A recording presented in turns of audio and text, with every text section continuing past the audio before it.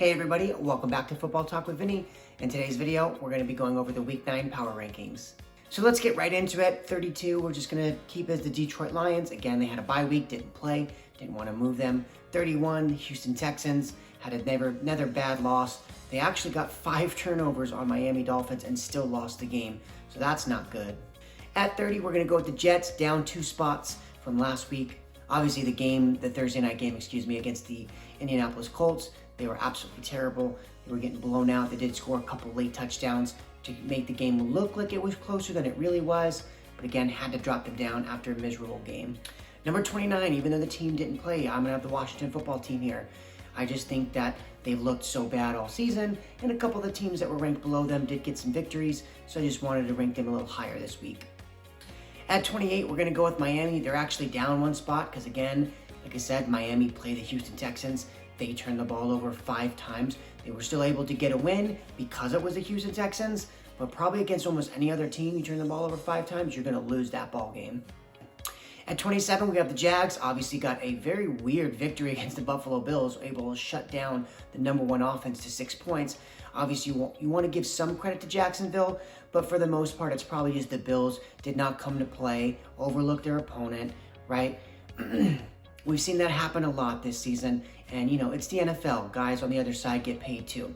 So again, credit to Jacksonville.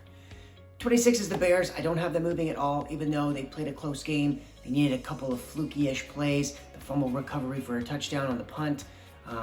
Without that play, they were down 10 with about 7 minutes to go, and Pittsburgh was getting the ball. The game probably more than likely would have been over if they just didn't fumble that punt. Even if Pittsburgh doesn't get another score there, having the Bears have to score 10 points in the final 7 minutes, I don't think they would have been able to on that good Pittsburgh defense. So again, give them some credit for making the plays. I just don't think that the Bears is a very good team. At 25, we're going to go with the Eagles. We actually have them down 3 spots. Obviously, you lost to the Chargers. You played it close, so I'll give you credit. You're an Eagles fan for that game. I thought that the Chargers were probably going to blow you out. So the fact that you were able to make it competitive and close is good. But again, a loss is still a loss, so we're going to drop them a couple spots. At 24, even though they got a win, we're going to drop the Giants just 1 spot. This is more, again, to do with the health of the team. Because, again, it was a very big victory. But, again, some other teams that were ranked below the Giants, they got some bigger victories against some better teams.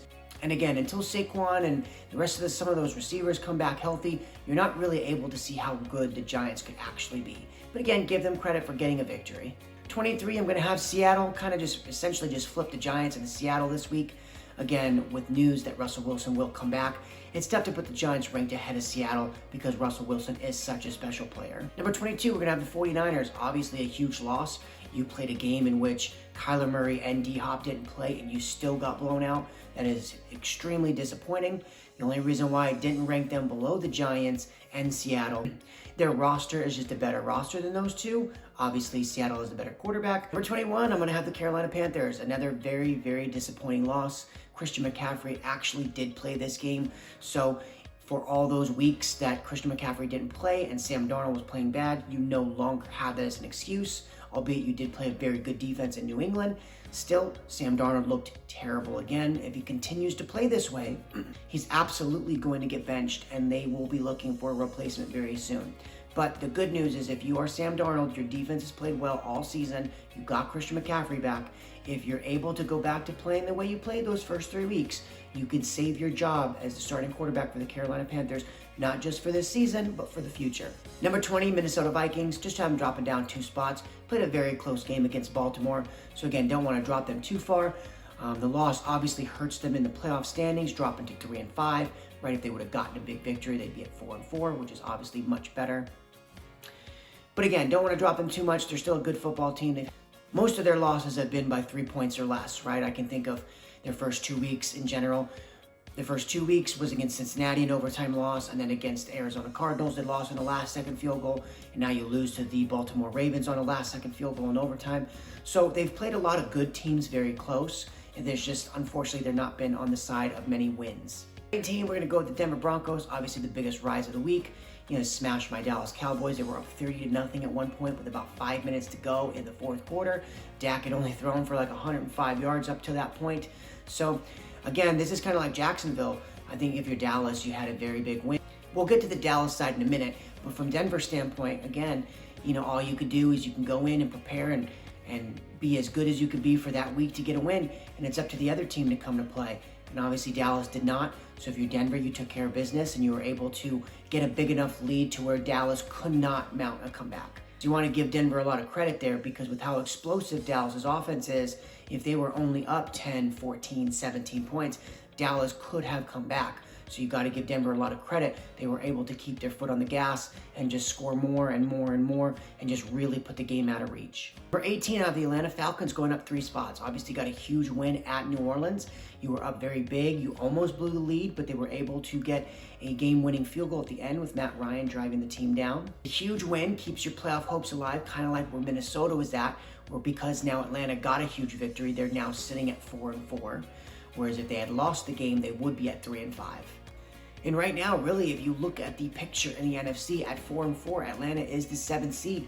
There's a lot of teams with 3 wins behind them, but the way the NFC is, there's just 4 or 5 teams that are really stacked at the top with a bunch of wins, but then a lot of people have 3 wins. So Atlanta now, they've now, after an 0-2 start, clawed their way all the way back to now getting the 7th seed.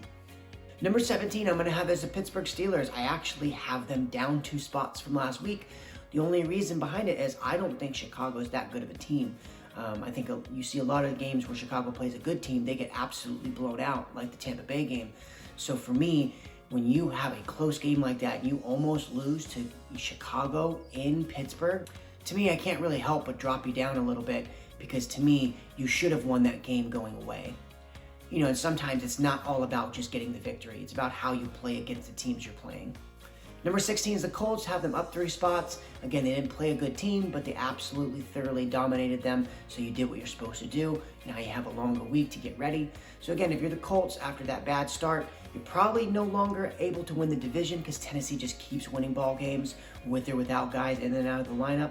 But if you're Indy, you've now fought your way back into contention for a playoff spot. Number 15, the Bengals, a team that's the exact opposite of Indy.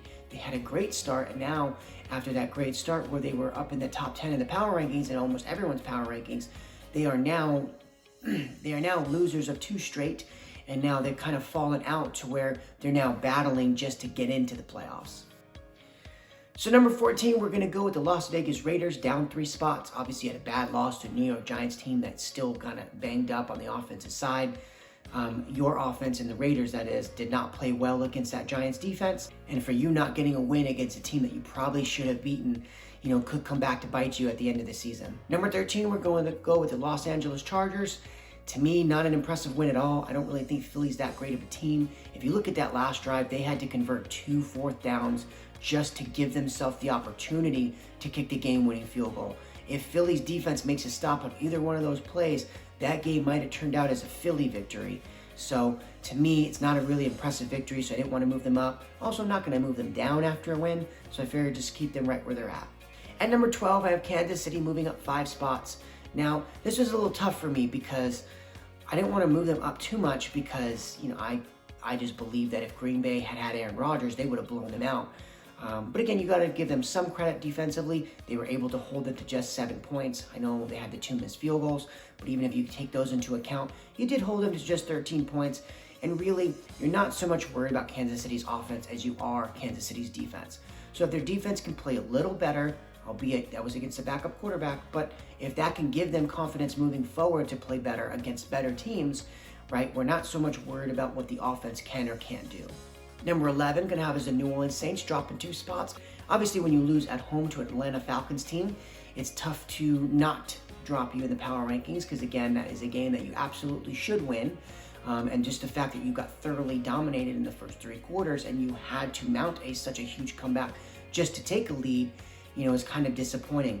You would have thought New Orleans defense was going to play much better as they played all year. But give the Falcons credit, they were able to score some points early on the New Orleans Saints defense. But if you're New Orleans, not really too worried. The defense has played so good all year. Kind of just a bad game against a division opponent that, again, Matt Ryan has seen them, obviously 2 times a year, every single year.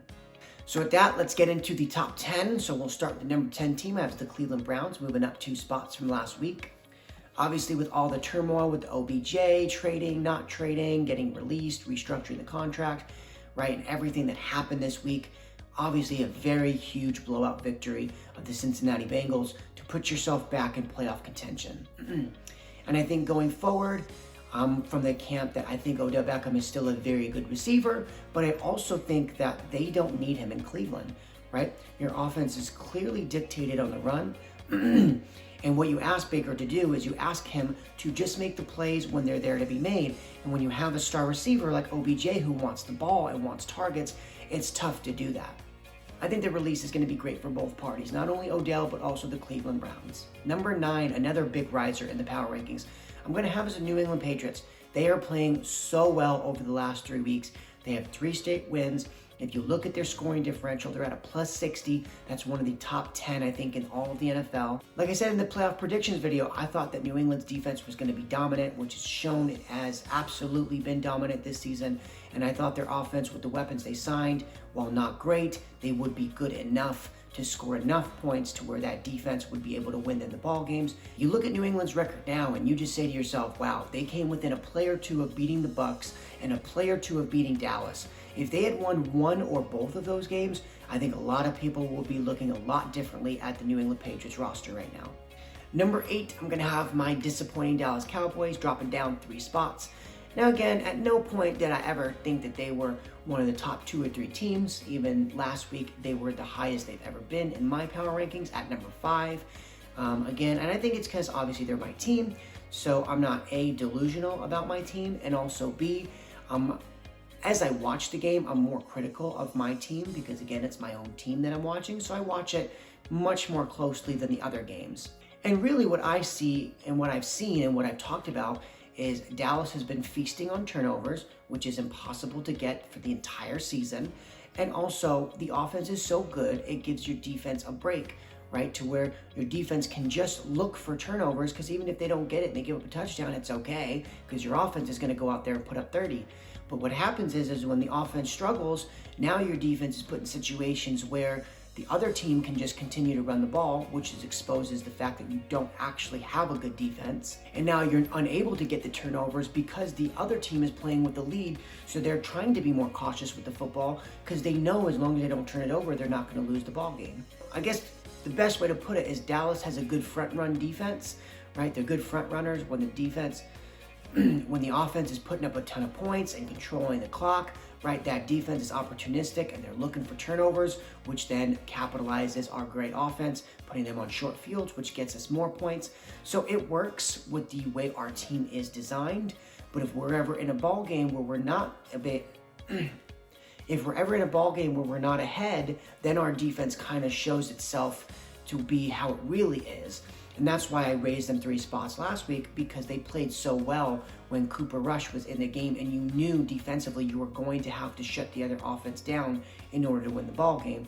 And obviously this week, you could chalk it up to just a very disappointing game, maybe kind of a letdown game after having such a huge victory, which we've seen a lot of teams have, and most of those teams are actually in this top 10. They've all had letdown games after a huge win.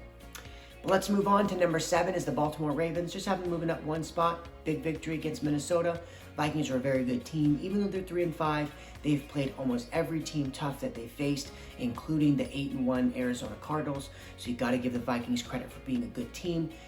So again, if you're Baltimore, to go in and get a tough victory against a good Minnesota Vikings team, definitely wanted to move them up 1 spot, especially after Dallas Cowboys' disappointing loss. Number 6, we're going to go with the Bucs. No change there. They didn't have a game, and there just wasn't enough teams ranked ahead of them that lost to where I wanted to rank someone ahead. And conversely, there wasn't any team that was ranked below them that had such a big victory like Baltimore that I was going to flip-flop them. Number 5, though, I'm going to have is the Rams dropping down 3 spots. I thought that they could beat the Tennessee Titans, although I have the Tennessee Titans still as a very good team, and we'll get to them in a second. Very disappointed in the Rams. Obviously, at home game on Sunday night.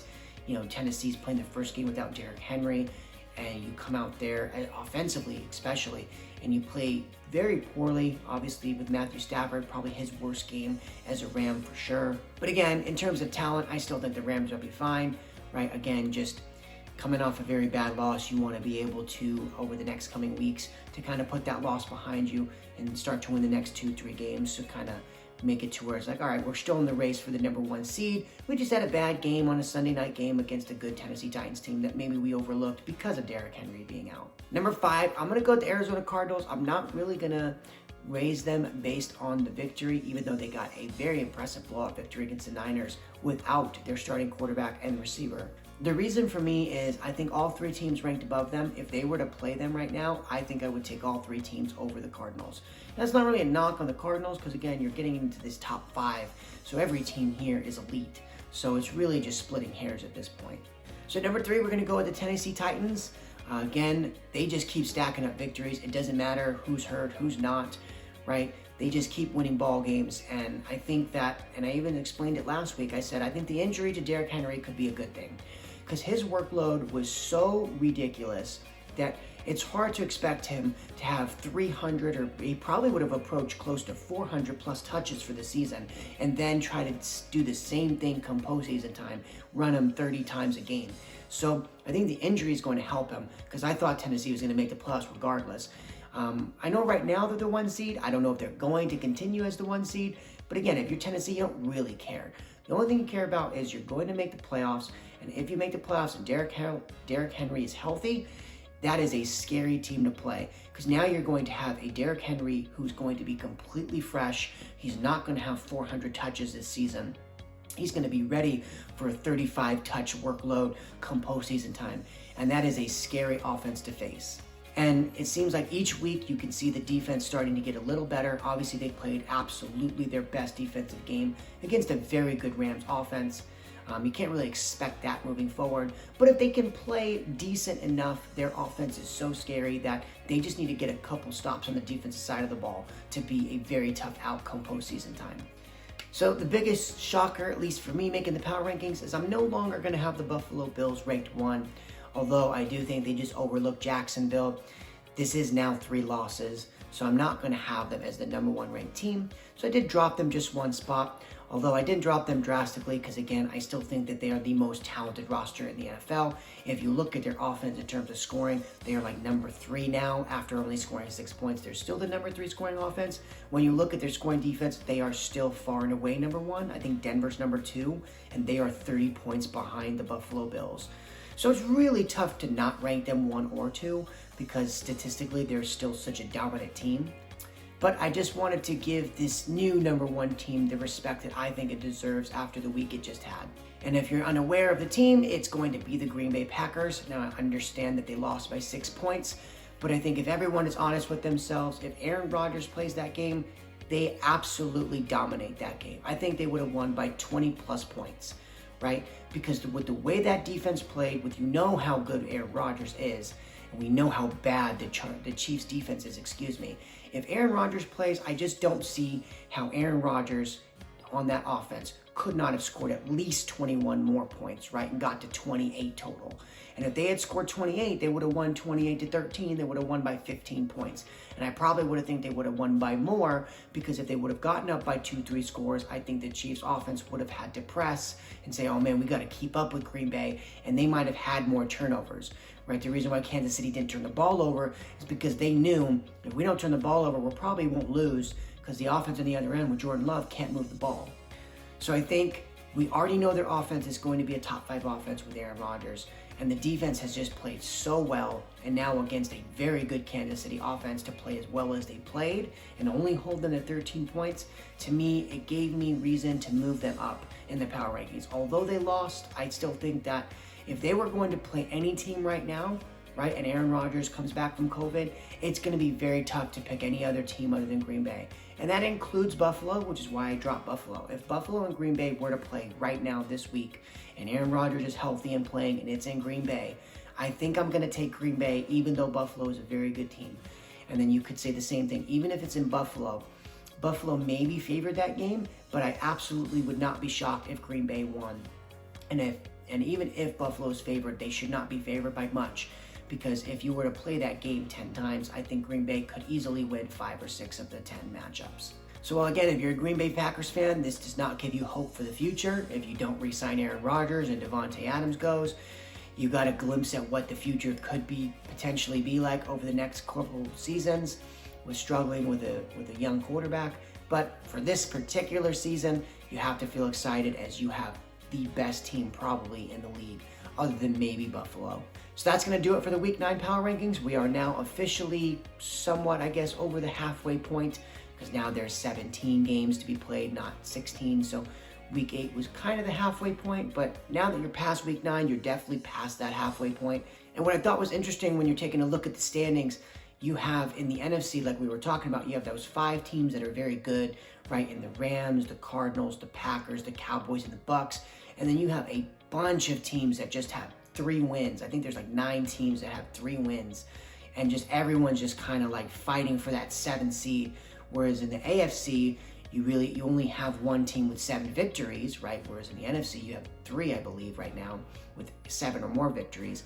But you have, I think it's 8 or 9 teams who have 5 or more wins. So it's pretty crazy where it's like the AFC, it's more of like, who's even going to make the playoffs? You have no idea. Everything could change week to week. Whereas in the NFC, you're like, well, these 5 teams are dominant. These 5 teams are going to make the playoffs. You know, you're really just seeing who can kind of battle it out for maybe that last wild card spot in the NFC. So the NFC is kind of more top heavy, where the AFC is kind of deeper teams. So obviously in the AFC, it's going to make for a better wild card race to see who actually gets in. And for the NFC, it's really just about seeding who gets the 1 seed, who's going to get the 2 seed, the 3 seed, etc. Again, if you got this far, thank you so much for watching the video. If you did like it, make sure to hit a like and also subscribe, as both of those help the channel out a ton. But I'll see you in the next one. Bye.